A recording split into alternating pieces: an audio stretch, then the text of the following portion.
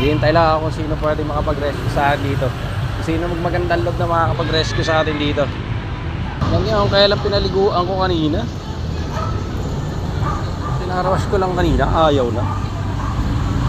Hindi simula pa lang sa marap yung biyahe.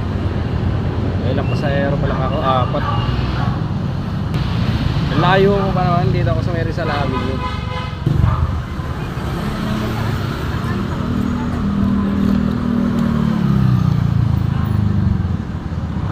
Wala, ayaw talaga. Pasahero ako, tumatakbo ako. Kaya atin ko sana hanggang Macapagal Boulevard. Pagdating namin dito sa may kanto ng Herrera, sa may Rizal Avenue, butik tumirik, namatay bigla. Ayaw sa kick, ayaw sa push start.